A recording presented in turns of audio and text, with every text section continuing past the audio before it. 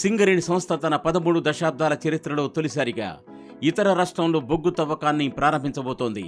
ఒడిశా రాష్ట్రంలో సింగరేణి సంస్థ కేటాయించిన నైనీ బొగ్గు బ్లాక్ నుంచి ఏప్రిల్ 16వ తేదీన బొగ్గు ఉత్పత్తిని ప్రారంభిస్తున్నట్లు సింగరేణి సంస్థ చైర్మన్ శ్రీ బలరాం ప్రకటించారు.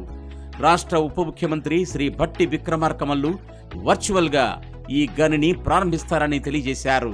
2016 మే నెలలో ఈ గనిని కేంద్ర బొగ్గు మంత్రిత్వ శాఖ వారు సింగరేణికి కేటాయించినప్పటికీ అన్ని రకాల అనుమతులు సాధించి గనిలో తవ్వకం ప్రారంభించడానికి 9 ఏళ్ల సుదీర్ఘకాలం నిరీక్షించాల్సి వచ్చింది.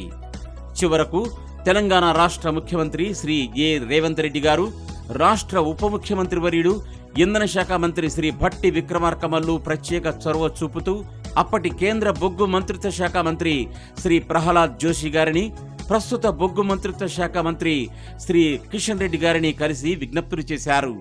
అలాగే ఉప ముఖ్యమంత్రి శ్రీ భట్టి విక్రమార్కమల్లు ఒడిశా రాష్ట్రంలో ప్రత్యేకంగా పర్యటించి ఆ రాష్ట్ర ముఖ్యమంత్రితోనూ సంబంధిత అధికారులతోనూ సంప్రదింపులు జరిపి గని ప్రారంభానికి మార్గం సుగమం చేశారు. దీంతో సింగరేణీయుల చిరకాల స్వప్నం సాకారమైంది.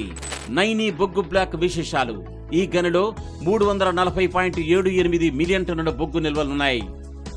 ఏడాదికి 10 మిలియన్ టన్నులు అనగా 1 కోటి టన్నుల బొగ్గు ఇక్కడ ఉత్పత్తి అవుతోంది.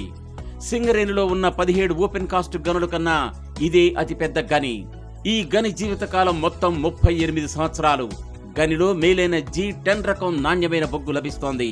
ఇప్పటి వరకు తెలంగాణ రాష్ట్రం వరకే పరిమితమై బొగ్గు గనులు నిర్వహిస్తున్న సింగరేణి ఇప్పుడు నైనీ బొగ్గు బ్లాక్ ద్వారా ఇతర రాష్ట్రాల్లోకి అడుగు పెట్టడాన్ని ఒక చారిత్రాత్మక ఘట్టంగా పేర్కొంటున్నారు. జై సింగరేణి, జై జై సింగరేణి.